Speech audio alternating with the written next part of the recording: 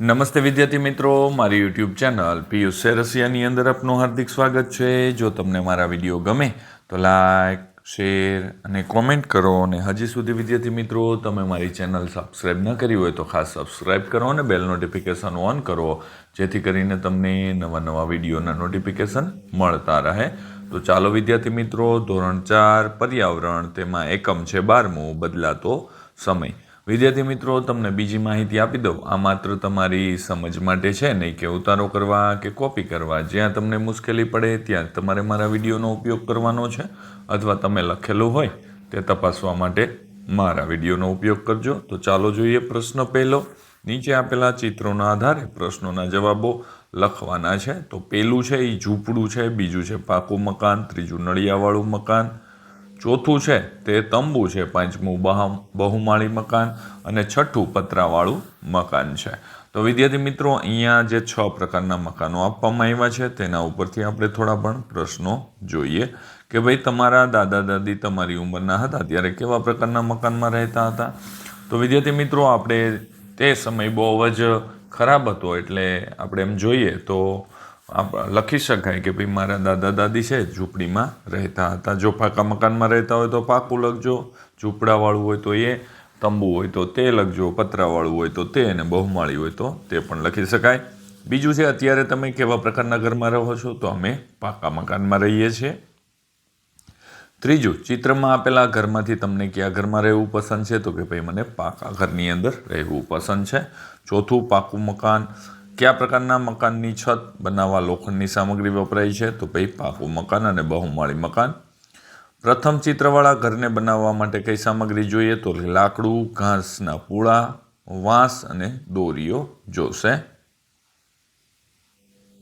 6 નંબરનો પ્રશ્ન છે, તંબુ બનાવવા માટે કઈ કઈ સામગ્રીનો ઉપયોગ થયો હશે, તો કે ભાઈ તંબુ બનાવવા માટે વાંસ, દોરડું, પ્લાસ્ટિક ખીલીનો ઉપયોગ વગેરે થયો હશે। 7 નંબરે ઘરની છત પર સોલાર પેનલ લગાવવાથી કયા પ્રકારના ફાયદા થશે, તો સૂર્યપ્રકાશથી વીજળી ઉત્પન્ન થશે અને વીજળીના બિલમાં બચત થશે અને પર્યાવરણને ફાયદો થશે।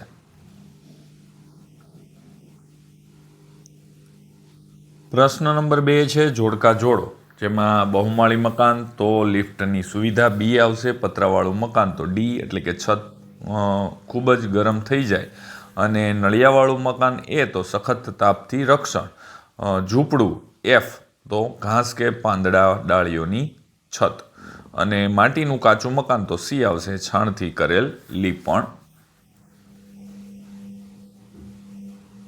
પ્રશ્ન નંબર 3, તફાવત લખો, તો અહીંયા વિદ્યાર્થી મિત્રો ગામડાના કાચા મકાન અને શહેરના પાકા મકાન વિશેનો તફાવત છે।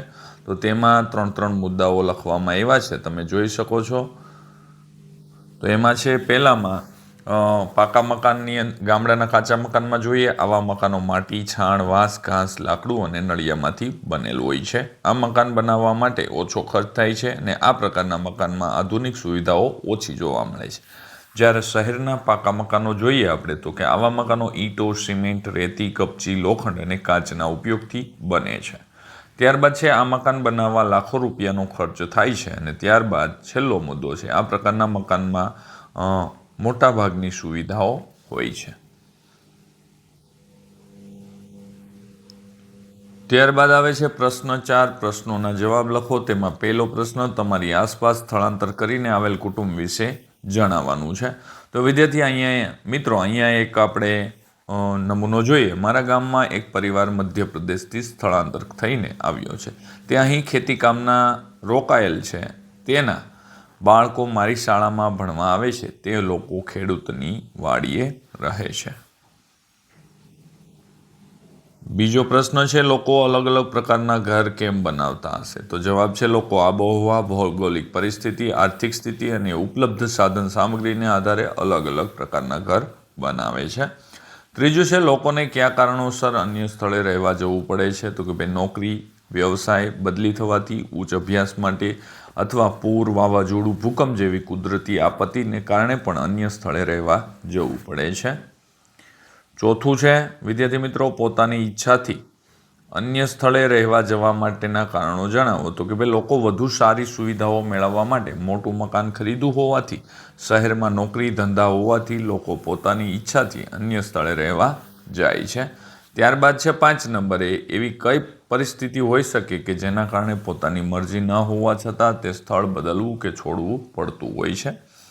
તો જવાબ છે સરકારી યોજનાઓ જેવી કે ડેમ બાંધવો, રોડ રસ્તા બનાવવા, કુદરતી હોનારત, યુદ્ધ અથવા મકાન ખાલી કરવાનો કોર્ટનો હુકમને કારણે પોતાની મરજી ન હોવા છતાં સ્થળ બદલવું પડે છે. પ્રશ્ન નંબર 5 આવે છે, આપેલા વિકલ્પમાંથી સાચો વિકલ્પ શોધી અને ખાનામાં લખવાનો છે. પહેલું છે હેતલબેનના ઘરની છત ઉનાળામાં ખૂબ તપી જાય છે, તો તે શાનાથી બનેલી હશે? તો સી, લોખંડના પતરાથી. ત્યારબાદ ડી આવશે બીજામાં, ત્રીજામાં સી, ચોથામાં ડી અને પાંચમામાં પણ ડી આવશે. વિદ્યાર્થી મિત્રો, જો તમને મારો આ વિડીયો સારો લાગે તો લાઈક, શેર અને કોમેન્ટ કરવાનું ભૂલતા નહીં. ત્યારબાદ પ્રશ્ન નંબર 6 આવે છે, બદલાતા સમયને અનુરૂપ થયેલ ફેરફારો જણાવવાના છે. તો કે ભાઈ પહેલાંના સમયમાં અને આધુનિક સમયમાં. તો પહેરવેશ, પરંપરાગત પોશાક અને ધોતી, જબ્બો અને સાડી. આધુનિકમાં પેન્ટ, શર્ટ, સાડી, ડ્રેસ અને ટી શર્ટ આવશે. ધંધા રોજગારમાં પહેલાંના સમયમાં મુખ્યત્વે લોકો ખેતી અને પશુપાલન કરતા હતા, જ્યારે આધુનિક સમયમાં દુકાન, નોકરી, ફેક્ટરી અને ગેરેજ. ત્યારબાદ છે ખોરાક. તો રોટલા, રોટલી, દૂધ, છાશ અને શાકભાજી. આમાં આવશે આધુનિકમાં રોટલી, રોટલા, દૂધ, છાશ, જંક ફૂડ અને પનીર આવશે. શિક્ષણ મોટાભાગે ગામડામાં, પોતાની શાળામાં અને ગુરુકુળમાં. આધુનિક સગવડવાળી શાળાઓમાં અને ઓનલાઈન. ઘર કે મકાન, માટી, છાણ, લાકડા અને પથ્થરથી બનેલા કાચા મકાનો, જ્યારે ખેતી, કપચી, રેતી, કપચી, સિમેન્ટ, લોખંડ, ટાઇલ્સને બનેલા પાકા મકાનો.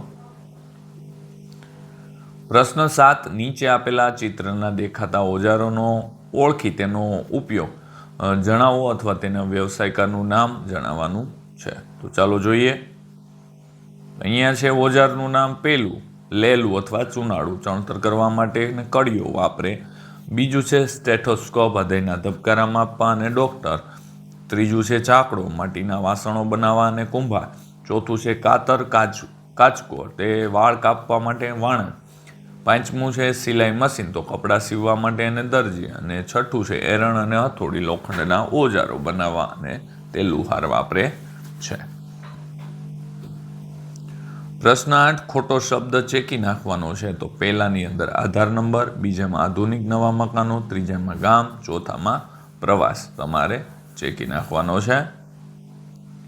પ્રશ્ન નંબર 9, મને ઓળખો, હું ખેતરમાં કામ કરું છું તથા હળ મારું ઓજાર છે. તો ખેડૂત આવશે.